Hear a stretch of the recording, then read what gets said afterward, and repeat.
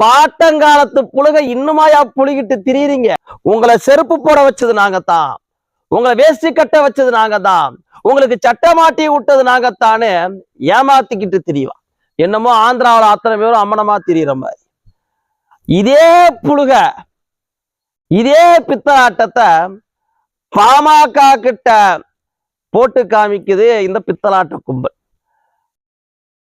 இந்த வட மாவட்டத்து மக்கள் எல்லாம் பாமர மக்கள், அவர்களை எல்லாம் சுலபமா ஏமாத்திடலான்னு அமைச்சர் சிவசங்கரன் அவர்கள் நினைச்சுக்கிட்டு இருக்கிறார் போல. இன்னைக்கு காலையில ஒரு போட்டோவை பார்த்தேன். அதை பார்த்த உடனே குபீர்னு அடக்க முடியாம சிரிப்பு தான் வந்துச்சு. நீங்க என்ன பாருங்களா, சிரிப்பு அடக்கவே முடியாது. அமைச்சர் சிவசங்கரன் படிக்க சொல்றாரா, பாமக வழக்கறிஞர் பாலு அவர்கள் அடிக்க சொல்றாராங்க. என்ன அநியாயம் பார்த்தீங்களா, என்ன அநியாயம் பார்த்தீங்களா? சகோதரி அனிதாவுடைய மரணத்தை வச்சு அரசியல் சுயலாபத்திற்காக தமிழக மாணவர்களுடைய எதிர்காலத்தை வச்சு விளையாடி நீட் நாடகம் நடத்தி நயவஞ்சகமாக எங்கள் மாணவர்களை ஏமாற்றி பிழைப்பு நடத்தின திமுக அதற்கு ஆணிவேராக அச்சாரமிட்டது இந்த சிவசங்கரன் அவர்கள். நீங்க எங்களை படிக்க சொன்னீங்க, நீங்க எங்களை படிக்க வச்சீங்களா? வன்னியர் இடஒதுக்கீட்டு வந்தாதான் முதல் தலைமுறை பட்டதாரியே இந்த சமுதாயத்துல உருவாக முடியும். அப்படியான சூழ்நிலை இந்த சமுதாயத்துல இருந்துகிட்டு இருக்கு. சாதிவாரி கணக்கெடுப்பு நடத்தி அத்தனை சமுதாயத்திற்குமான இடஒதுக்கீடு வழங்கணும்னு நீங்க சொல்றீங்களா? யார சொன்னீங்க? வழக்கறிஞர் பாலு அவர். அவரு உச்ச நீதிமன்றம் போய் மருத்துவர் ஐயா அவருடைய வழிகாட்டுதலின்படி, மருத்துவர் அன்புமணி ராமதாஸ் அவர்களுடைய ஆலோசனைப்படி உச்ச நீதிமன்றம் வரைக்கும் போய் தமிழ்நாட்டினுடைய சமூக நீதியை பாதுகாப்பதற்காக, எதுக்கு தெரியுமா? தமிழக இளைஞர்களை படிக்க வைக்கிறதுக்காக, அவர்கள் வேலை வாய்ப்புக்கு போகணும் என்பதற்காக உச்ச நீதிமன்றம் வரைக்கும் போய் குரல் கொடுத்தார். நீங்க என்ன பண்ணீங்க? படிக்க சொல்ற சிவசங்கரன் அமைச்சரா இருக்கக்கூடிய ஆட்சி என்ன பண்ணுச்சு? ஆண்டுக்கு ஆண்டு டாஸ்மாக் விற்பனை எப்படி வசத்தலான்னு பார்த்துச்சு. தீபாவளிக்கு எவ்வளவு வசூல், பொங்கலுக்கு எவ்வளவு வசூல், நியூஇயருக்கு எவ்வளவு வசூல், ஏன் இங்க வசூல் கம்மியா இருக்கு? அவனை கூப்பிட்டு கண்டின அதிகாரிகளை கூப்பிட்டு கண்டிச்ச ஆட்சியில பங்கு பெறக்கூடிய அமைச்சர் சிவசங்கரன் அவர்கள்.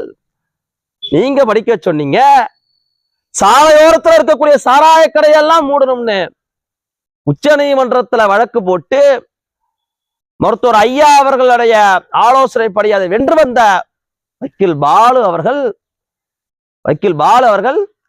படிக்க சொல்லல, நீங்க தான் படிக்க சொல்றீங்க. தமிழ்நாட்டு பள்ளிக்கூடத்து வகுப்பறைக்கு வரைக்கும் கஞ்சா வந்துருச்சுங்க. கஞ்சா போதையில வாத்தியாரே அடிக்கிறான்னு தினந்தோறும் செய்திகள் வந்துகிட்டு இருக்கு இந்த திராவிட மாடல் ஆட்சி. இதை கண்டிச்சு பாமக தினந்தோறும் போராடிக்கிட்டு இருக்கு. அந்த பாட்டாளி மக்கள் கட்சியினுடைய வழக்கறிஞர் பாலுவை பார்த்து இந்த திராவிட மாடல் ஆட்சியினுடைய அமைச்சர் படிக்க சொல்றாருன்னு ஒப்பிட்டு பேசுறது எவ்வளவு பெரிய புழுகு, எவ்வளவு பெரிய புழுகு. இடஒதுக்கீடு, சமூக நீதி, சமூகதாய அக்கறைனா திமுக அமைச்சர் சிவசங்கரன் அவர்களுக்கு என்னன்னு தெரியுமா, ஏதுன்னு தெரியுமா? சமூக நீதி என்ன சாம்பாரா சோத்துல போட்டு பிசையறதுக்கு? அதுக்காக கேட்கிறோம்?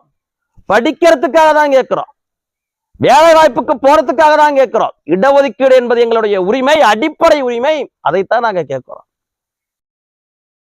உங்களை மாதிரி வன்னியர்களுக்கு எல்லாம் இடஒதுக்கீடு கொடுக்க முடியாதுன்னு நயவஞ்சக வேலை செய்ததா பாமக?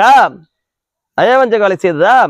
நாங்க படிக்க வைக்கிறதுக்கு இடஒதுக்கீடு கேட்காம, படிக்க வைக்கிறதுக்கு சமூக நீதிக்காக போராடாம, நாங்க உங்க தலைவர் சொன்னாரு அத மாதிரி பொறியியலா பண்ணிக்கிட்டு இருக்கிறோம்.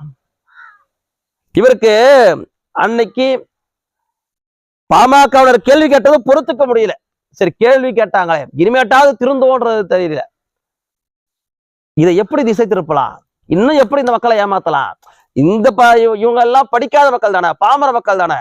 இந்த படிக்காத மக்களை படிக்க வைக்காம ஏமாத்தி பழப்பு நடத்திக்கிட்டு இருக்கக்கூடிய நீங்கள், இவர்கள் படிச்சு விடக்கூடாது, இது பெரும்பான்மை சமுதாய மக்கள், படையாட்சியா இருந்தாலும் சரி, பறையர் சமுதாயத்து தோழர்களாக இருந்தாலும் சரி, சகோதரர்களாக இருந்தாலும் சரி, யாரும் படிச்சிடக்கூடாது என்பதுதான் இவருடைய பெருத்த நோக்கமா இருக்கு. இவர்கள் அதிகாரத்துக்கு வந்துடலாமா? யாராவது இவங்கள மாதிரி ஜால்ரா போடுறவங்க அதிகாரத்துக்கு வரலாம். நிறைய பேர் படிச்சு மெத்த படிச்சு அதிகாரத்துக்கு வந்துட்டான்னா மொத்த பேர் எப்படி ஜால்ரா போடுவான்? மொத்த பேர் எப்படி ஜால்ரா போடுவான்? அந்த அடிப்படை சிக்கல் தான் திமுகவில் இருக்கக்கூடிய பிரச்சனை. திமுகவில் இருக்கக்கூடிய அடிப்படை பிரச்சனை இதுதான். நீங்க அனிதா சகோதரி அனிதாவுடைய மரணத்தை வச்சு நீட் நாடகம் நடத்துவீங்க. இந்த பிற்படுத்தப்பட்ட மிகவும் பிற்படுத்தப்பட்ட பட்டியல் சமுதாயத்து மக்கள் ஒசந்து வந்துடக்கூடாது, படிச்சு முன்னேறக்கூடாதுன்னு சதி வேலை செய்வீங்க. சமூக நீதி கொடுக்காம சாராயத்தையும் கஞ்சா பொட்டலத்தையும் பள்ளிக்கூடத்து வாசல் வரைக்கும் விக்கிற வரைக்கும் வேடிக்கை பார்த்துக்கிட்டு இருப்பீங்க. நீங்க படிக்க சொல்றீங்க.